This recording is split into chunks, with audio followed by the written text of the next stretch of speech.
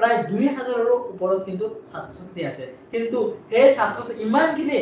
ছাত্ৰ ছাত্ৰী থকাৰ পিছতো কিন্তু তাত যদি আমি শিক্ষকৰ সংখ্যা যদি আমি মানে চাবলৈ যাওঁ তেতিয়াহ'লে 14 জনৰ পৰা 15 জন মাত্ৰ শিক্ষক আছে গতিকে ইমান কম শিক্ষক দি ইমানখিনি ল'ৰা ছোৱালীক আপুনি উন্নত মানৰ কিন্তু কেতিয়াও শিক্ষা আপুনি দিব নোৱাৰে গতিকে ইয়াত অলপ চকু দি অসমৰ মাননীয় শিক্ষামন্ত্ৰী ৰণোজ পেগু ডাঙৰীয়াকো কৈছো যে আপুনি ইয়াত অলপ চকু দিয়ক যিবিলাক স্কুলত ছাত্ৰ ছাত্ৰীৰ সংখ্যা বেছি মানে শিক্ষকৰ সংখ্যা কম হৈ আছে সেই স্কুলসমূহক আপুনি শিক্ষকৰ যোগান ধৰক আৰু আপোনালোকে ভাল এটা মানে শিক্ষা উন্নত মানৰ শিক্ষা দিবলৈ আপোনালোকে চেষ্টা কৰক যে কেৱল স্কুল বনাইছে ছাত্ৰ ছাত্ৰী আছে কিন্তু শিক্ষক নাই তেনেকুৱা অনুষ্ঠান কি কামত আহিব গতিকে তেতিয়াহ'লে আমি আমাৰ অসমখনক কিন্তু আমি শিক্ষাৰ দিশত আমি সম্পূৰ্ণৰূপে কিন্তু আমি আগুৱাই লৈ যাব নোৱাৰিম আজি যদি আমি কেৰালা ৰাজ্যৰ কথা ক'বলৈ যাওঁ তেতিয়াহ'লে 100% প্ৰায় 100% মানুহ শিক্ষিত বুলি ক'ব লাগিব সেই ক্ষেত্ৰত কিন্তু আমাৰ অসমখন কিন্তু যথেষ্ট পিছ পৰি আছে গতিকে এইবিলাক সমস্যাৰ প্ৰতি আমাৰ গুৰুত্ব দিব লাগিব আজি সব গলগাঁও সমষ্টিত উন্নয়নৰ কথা ক'বলৈ গ'লে এতিয়াও বহু ৰাস্তাৰ মানে সমস্যাক আমি ভুগিবলগীয়া হৈছে এতিয়া চাওক যে অসমৰ এটা চিনাকি এটা নাম আছে যে আমাৰ শিলগুৰি মানে ওৰাং যিটো নেশ্যনেল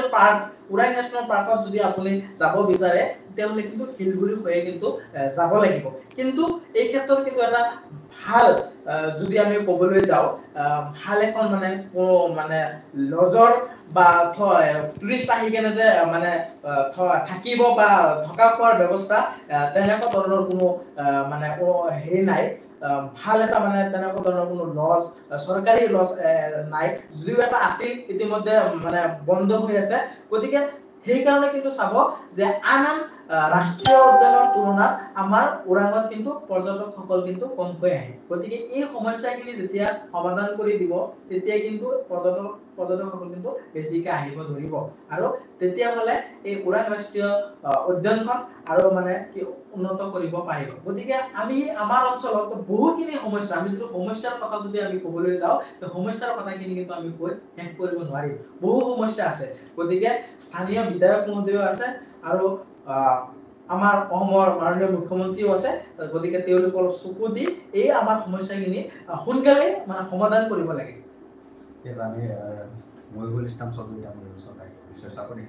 চমুকে দলগাঁও সমষ্টিৰ সবাতোকৈ ডাঙৰ সমস্যা কি আপোনাৰ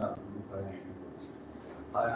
চমুকে বুলি কওঁ সমস্যা বুলি ক'লেতো কৈ শেষ কৰিব নোৱাৰি মই একেবাৰে লাষ্ট যিটো অপিনিয়ন সেইখিনি আপোনালোকৰ জৰিয়তে শেষ কৰিব বিচাৰিছোঁ যে আজি আমাৰ বিতৰ্কৰ অনুষ্ঠানটো যিটো আছিলে যে আপোনাৰ চামগুৰিত যি ইলেকশ্যন হ'ল সেই ইলেকশ্যনত আপোনাৰ ৰকিবুলৰ পুত্ৰ যেতিয়া পৰাজয় বৰণ কৰিলে তেতিয়া ৰকিবুল ইছলামে এই কথাবিলাকক লৈ অসমৰ মুখ্যমন্ত্ৰী ডক্টৰ হিমন্ত বিশ্ব শৰ্মা ডাঙৰীয়াক এটা ব্লেম দিলে যে চামগুৰিত ডক্টৰ হিমন্ত বিশ্ব শৰ্মা ডাঙৰীয়াৰ বিজেপিৰ নেতৃত্বত চৰকাৰখনে গৰু মাংস আপুনি বিতৰণ কৰিছে সেই কথাটি কোৱাৰ পাছতে ডক্টৰ হিমন্ত বিশ্ব শৰ্মা ডাঙৰীয়া সংখ্যাগুৰুৰ এটা হিন্দু আগত গৈ যেতিয়া দেখা পালে যে তেখেতৰ ইমেজটো বেয়া হৈ যাব তেতিয়া তেখেতে এটা ৰাজনৈতিক সিদ্ধান্ত গ্ৰহণ কৰিলে যে অসমত আমি গৰু মাংস বন্ধ কৰোঁ মানে একেবাৰে নাইকিয়া কৰি দিওঁ এই কথাখিনি কোৱাৰ লগে লগে তেখেতে ভাবিছিল যে ৰকিবুল ইছলাম ডাঙৰীয়াৰ যিটো আপোনাৰ সংখ্যালঘু অঞ্চলত যি আধিপত্য সেইটো নাইকিয়া কৰিব লাগিব গতিকে মই এই ক্ষেত্ৰত এটা কথা ক'ব বিচাৰিছোঁ যে ৰকিবুল ইছলাম অসমৰ সংখ্যালঘু মুছলমানৰ অভিভাৱক নহয় আৰু ৰকিবুল ইছলামে কিবা কৈছে ডক্টৰ হিমন্ত বিশ্ব শৰ্মাই কিবা কৰিব এই কথাটো আমি কেতিয়াও মানি নলওঁ গৰুৰ মাংস বুলি কওক যি খাদ্য আমাৰ ভাৰতীয় সংবিধানে দিব খাব আমাক অনুমতি দিছে আমি এই খাদ্যখিনি খাই থাকিম তাৰ পাছত কথাটো হ'ল যে ডক্টৰ হিমন্ত বিশ্ব শৰ্মা ডাঙৰীয়াক আমি ভোট দিছোঁ বা আমাৰ অসমৰ মানুহে যেতিয়া আপোনাৰ এমএলএ মন্ত্ৰী বনাইছে তেওঁলোকক এইবিলাকৰ কাৰণে বনোৱা নাই কোন হিন্দু কোন মুছলমান এনেকৈ বিভাজন কৰাৰ কাৰণে বনোৱা নাই অসমৰ যিমান নিবনুৱা সমস্যা আছে সেই নিবনুৱা সমস্যাবিলাক সমাধান কৰিব লাগে তেখেতে ফাৰ্ষ্ট কেবিনেট কৈছে 1 লাখ চাকৰি দিব সেকেন্ড কেবিনেটত 2 লাখ চাকৰি দিয়াৰ কথা ক'ব লাগিছিল গৰু মাংস বিতৰ্ক নানি তাত 5 লাখ ল'ৰা ছোৱালীক চাকৰি দিয়াৰ কথা তেখেতে ক'ব লাগিছিল গতিকে গণপদৰ দিনত মই ভাবোঁ ডক্টৰ হিমন্ত বিশ্ব শৰ্মা ডাঙৰীয়াৰ কেবিনেট সিদ্ধান্তত এইবিলাক সিদ্ধান্ত আহিব